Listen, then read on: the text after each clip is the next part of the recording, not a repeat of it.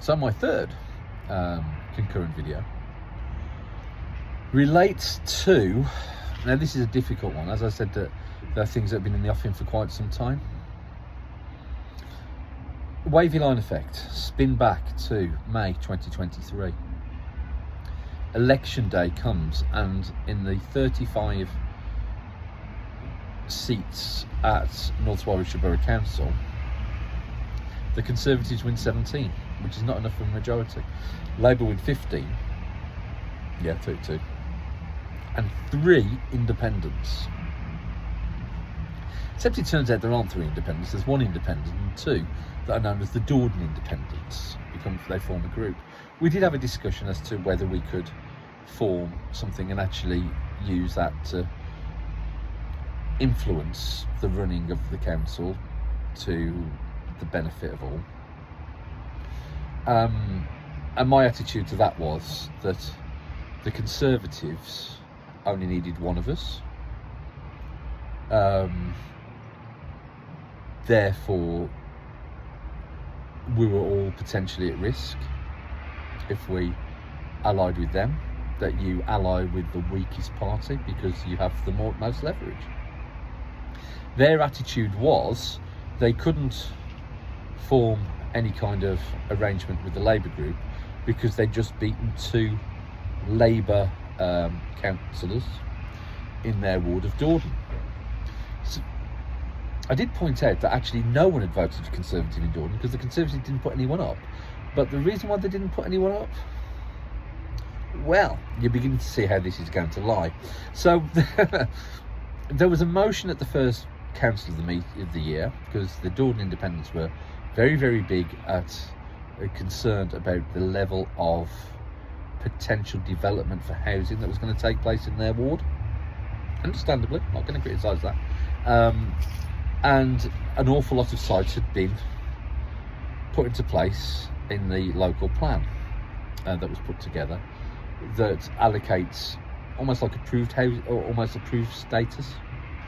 I'm not going to give you the whole technical things that people say, it's not really about that, but there are sites that are allocated or almost like pre-approved for development. And within Waterorton we had, well, there's definitely the old school site. I've got a feeling the site by the dog that's now presently being built is there as well. So those were the 2 that were allocated within Waterorton. Dordon had masses, as did others. Now there was a motion put in front of the council at that first meeting about the reopening of the local plan, which was actually proposed by the Labour group. And it was really interesting because they withdrew the motion. And the look of panic on the Dordon Independents and the Conservatives' face was massive, because what that motion would have led to do was that Labour would have voted for the reopening of the local plan. The Dordon Independents could vote for the reopening of the local plan, meeting their election objectives, and the Conservatives would be able to abstain, talk about development of the Greenbelt, make lots of loud noises, but not cause the motion to fall. When the motion was not there at all, you could see lots of mouthing between the leader of the council and the Dordon Independents. We'll have a chat, we'll have a chat, we'll have a chat. And there's much panic. It was hilarious in one way, if you like that kind of thing. But ridiculous in others, when you're actually thinking, why are we playing political games? Why can't we just get on with doing the work of improving things for people? Anyway, then comes a motion where, does it come from the Conservative group or the Dordon Independents? Whichever way that it comes. But the fact is the local plan reopened. Now, the votes for that were the Conservatives and the Dordon Independents voted in favour, so that's going to be 17 or 19, depending on how many people like that. Labour all abstained because, although they'd been pushing for the reopening of the local plan, for exactly the same reason the Dordon Independents, in many ways, that it favoured certain wards at the expense of others. And there was only one person who voted against it, which was me. Because as far as I could see, there was no benefit to Waterorton in reopening this local plan. At the time, it was before all the new housing targets came in from central government.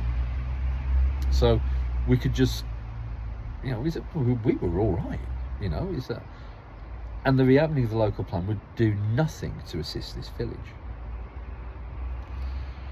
Interestingly, when we talk about those machinations in terms of talking and creating alliances and groups and whatever, I thought it was absolutely amazing that no one in the Conservative group, considering that we had David Riley and Martin Watson as our county councillor in those groups, that not one of them thought we could get a really, really good deal for this village and we could leverage that position.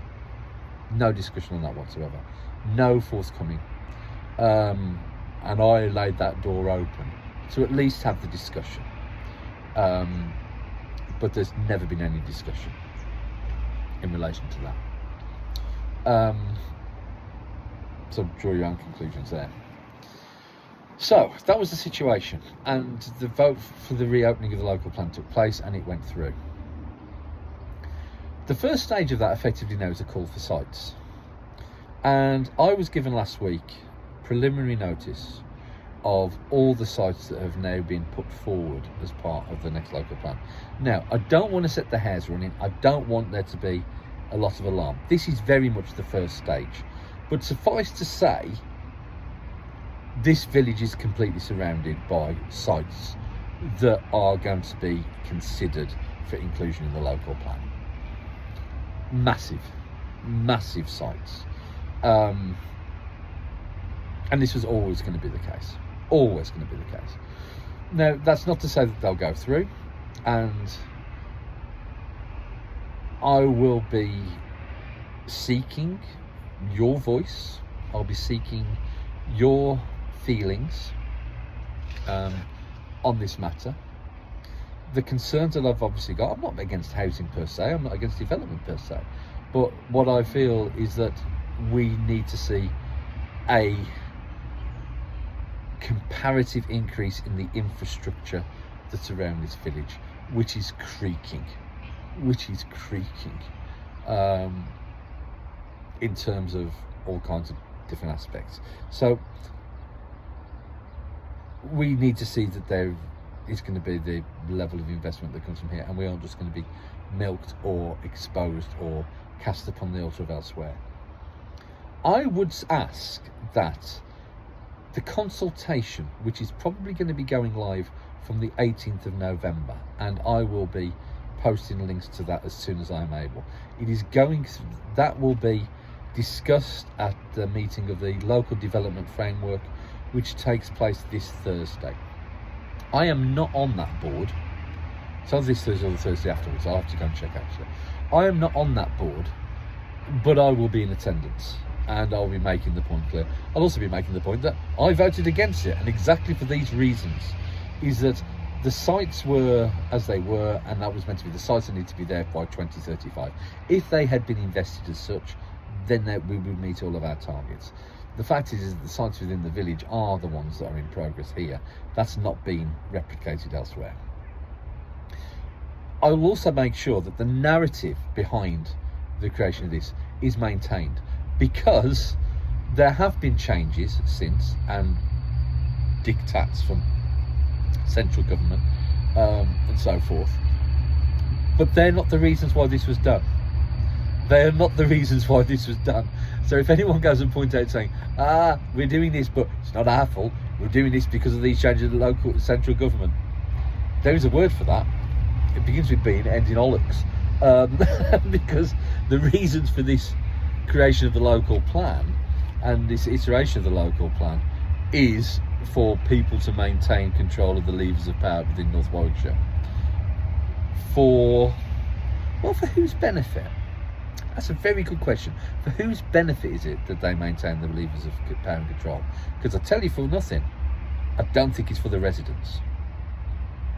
Keep your eyes peeled, engage in the process, join the fight for what we decide that we think is right on this one, and I look forward to speaking to you soon. Take care. Bye bye.